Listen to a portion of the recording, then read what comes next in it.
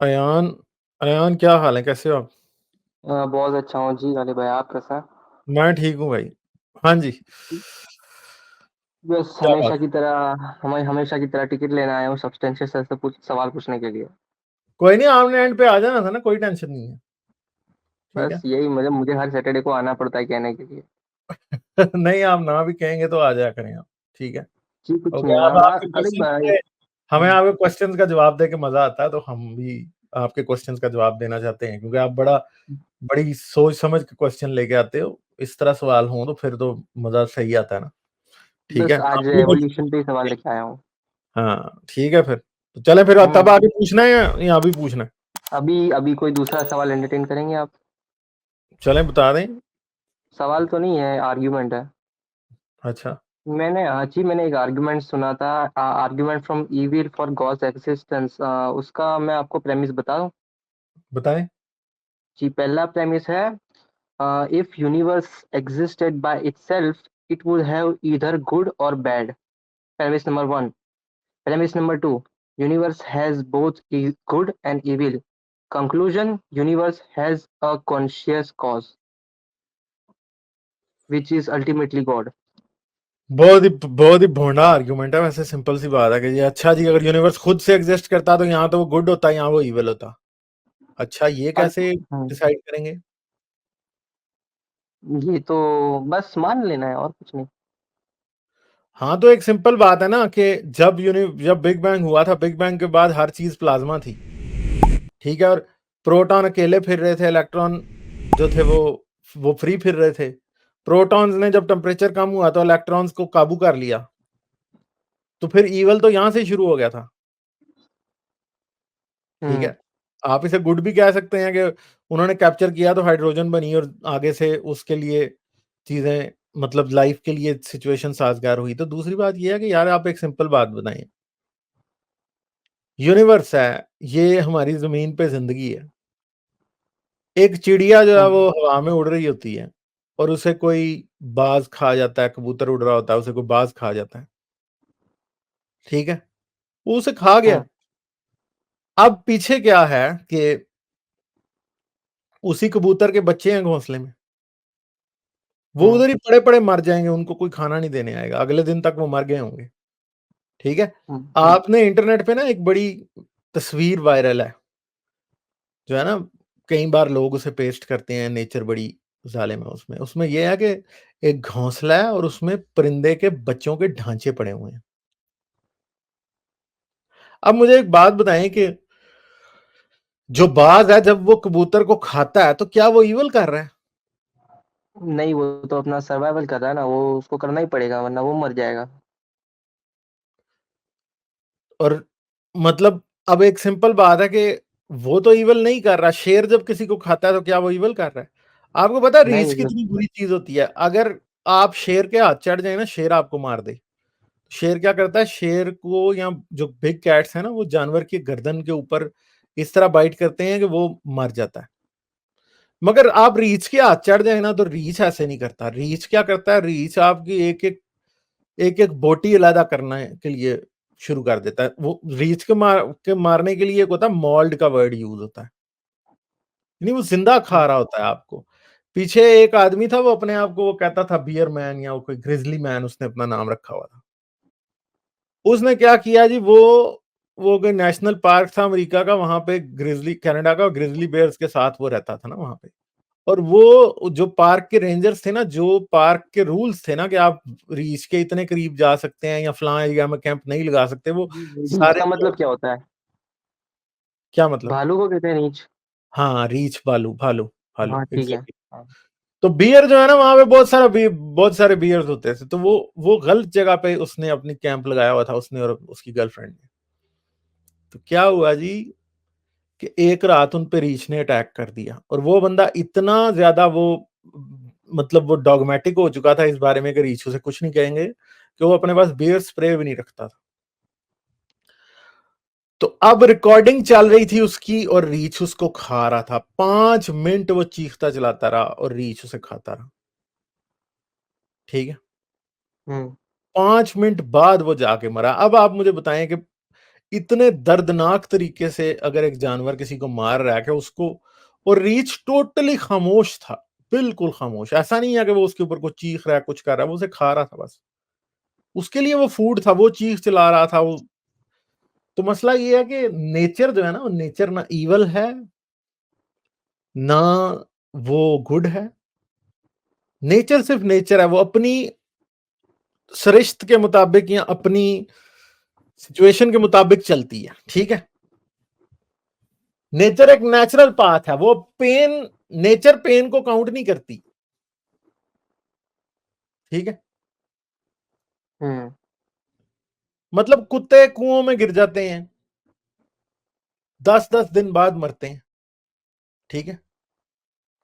तो कोई शख्स ये कहे कि नेचर ईवल है या नेचर गुड है, तो वो बहुत बेवकूफ है। और ये कहना, जो शख्स ये कहता है हाँ जी यूनिवर्स अगर बनता तो यूनिवर्स यहाँ तो इधर गुड हो सकता था या ईवल हो सकता था, ये बड़ी स्टूपिड बात है यार, ठीक है।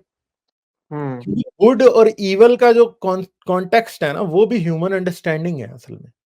ह्यूमन अंडरस्टैंडिंग के बगैर गुड और ईवल नहीं हो सकता, और लाइफ के बगैर गुड और ईवल का कोई कॉन्सेप्ट एग्जिस्ट ही नहीं कर सकता, क्योंकि गुड और ईवल इवेंचुअली पेन के ऊपर बेस्ड है, और पेन जो है वो बायोलॉजी का आउटकम है।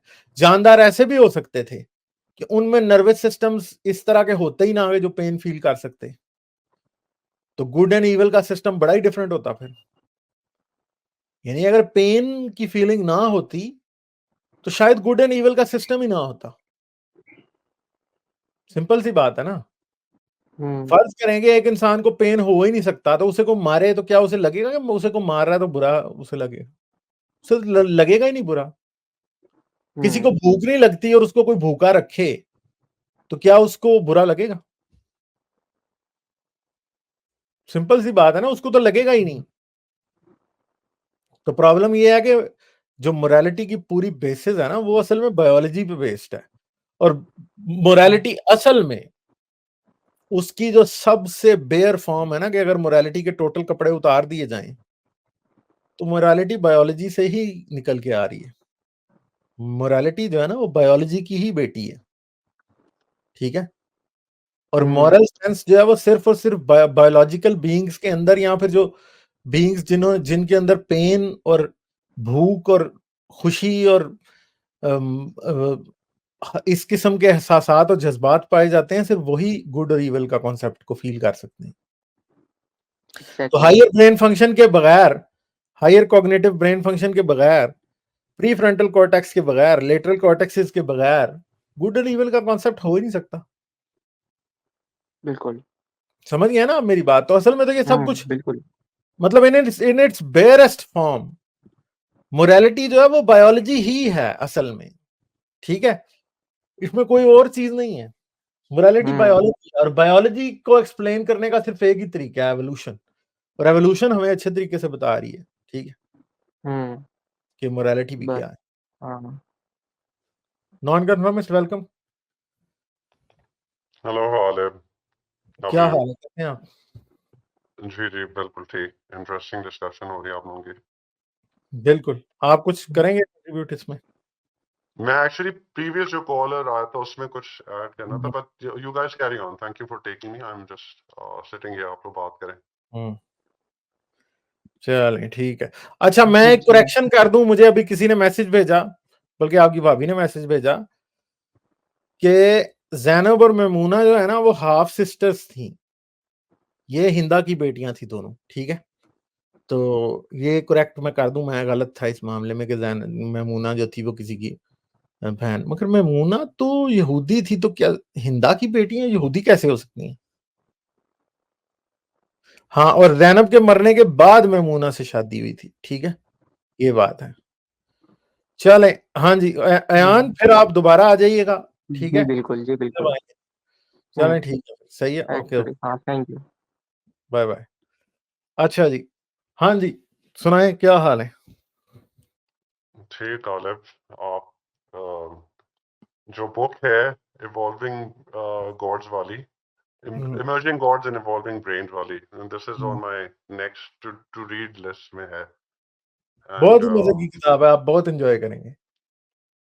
जी, क्योंकि मैंने उसका एक्सर्ट पढ़ा था और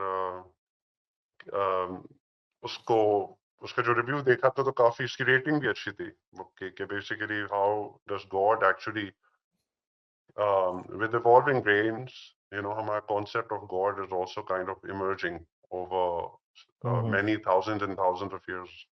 में ये कॉन्सेप्ट किस तरह से एनिमिज्म से इवॉल्व करते करते फिर एक ऐसी डेटी जो इंसानों जैसी लगने में दिखती है from form of animals and then obviously polytheistic and pagan religion में having more hands एक मूर्ति में is basically showing कि आपने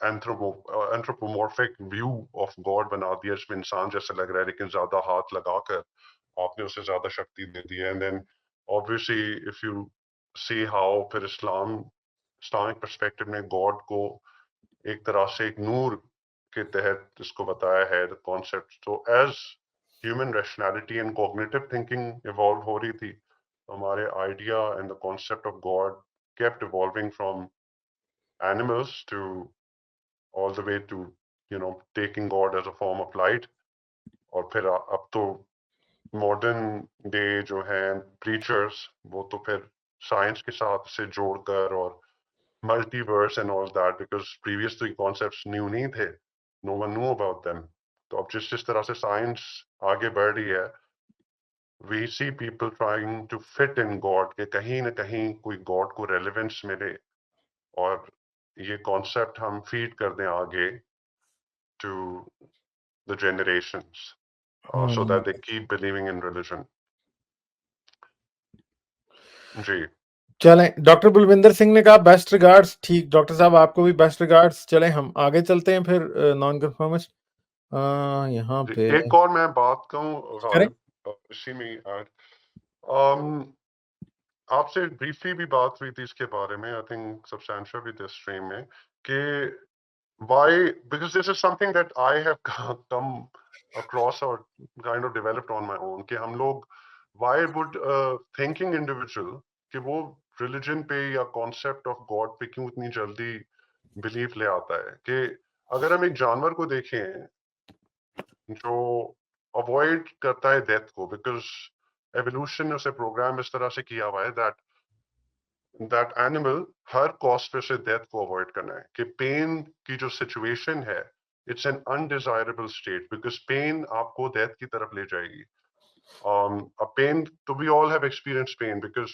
that state you don't want to be in because it's unbearable extended extended time period के लिए pen में रहना will basically result in the loss of life और एक जैसे गजेल है या हिरन है जब वो किसी शेर के शिकंजे में आता है एंड व्हेन जिस तरह से भी आपने बेयर का भी एग्जांपल दिया the bear was eating that person for 10 minutes एक जानवर भी जब किसी अपने प्रेडेटर की गिरफ्त में आ जाता है तो it tries its level best to get away from it even if it can not fight उसका जो रिस्पॉन्स ये होता है कि फ्लाइट रिस्पॉन्स हो फ्लाइट रिस्पॉन्स जैसे हमारा एमिगडेलिक रिस्पॉन्स होता है to situations where we are confronted कि जहां में death that can result in our death जहां हमारी लॉस ऑफ लाइफ हो सकता है तो शेर से बचने के लिए एक जानवर किसी भी तरह से हर कोशिश करता है टू सर्वाइव टू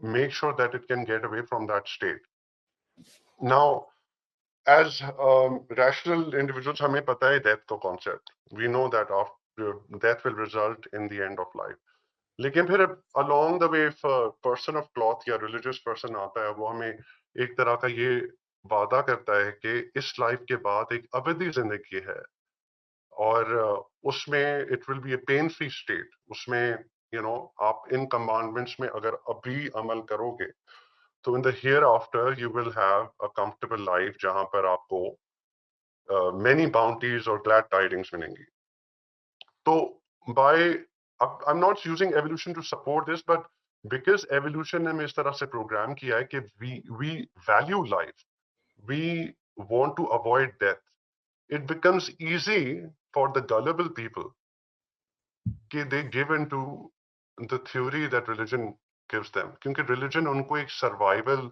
एक तरह से एक्सटेंशन ऑफ लाइफ की का झूठ बताकर उनको अपने फोल्ड में ले रहा है. So when a person hears something like that, जिसने अगर वो रैशनल भी है, तो by virtue of how evolution has made us, we value life. और यहाँ पर अगर हमसे झूठ बोला जा रहा है, तो जिस तरह से आपने मिसफायरिंग का लफ्ज यूज किया, तो न चाहते हुए भी there are people who become gullible कि they want to trust कि life extend होगी, क्योंकि हम programmed हैं to value life indefinitely. We would Exactly. want to keep existing. So अगर हमें कोई चूना लगाए रिलीजन के फेथ के नाम पे, कोई मसाया या कोई फॉर्म ऑफ रिलीजन आकर, या even the concept of rebirth जिस तरह से हिंदुइज्म या बुद्धिज्म में है कि आप अच्छे अमाल करो रीबर्थ होगी, तो it kind of gels in well with us, क्योंकि we are programmed to survive. We want to live indefinitely. It becomes easier for us to kind of give in and say, okay, हो सकता है सही हो.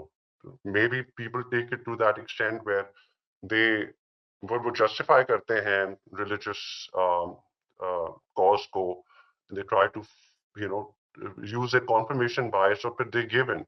But obviously, as हम लोग scientific empiricism पे, और when we study evolution के वाकई में life के बाद, अगर when we look at the grand scheme of things, it doesn't really matter. We are nothing. So अपने आप को anthropocentric view के we are the center of the universe, और हमारी वजह से ही ये कायनात है, या हम अशरफुल मखलूकात है, एवोल्यूशन इस कॉन्सेप्ट को भी रिजेक्ट करती है. Basically in this entire Cosmos हमारी कोई हैसियत नहीं है, और अगर हमारी डेथ भी हो जाए, it makes absolutely no difference to anyone और any element in the universe. Once you understand evolution, फिर आप ये भी सीख जाते हो कि जो डिसीट ऑफ रिलीजन है, जो रिलीजन का झूठ है, उससे किस तरह से बाहर निकलना है. Then you actually come to terms with the fact कि death के बाद nothingness या कोई जिंदगी न होना should have no bearing upon you, and and that is actually the truth. So focus on the life that you have right now, what you have, make the most of it, rather than हम इस चीज में देखें कि अगली जिंदगी में जो कि एक झूठ बोला गया है. फिर yeah, so I wanted to actually add that. Like, share और सब्सक्राइब करना मत भूलें. इसके साथ साथ आप मेरे चैनल को पेट्रियन पर सपोर्ट कर सकते हैं. पेट्रियन का लिंक वीडियो की डिस्क्रिप्शन में है.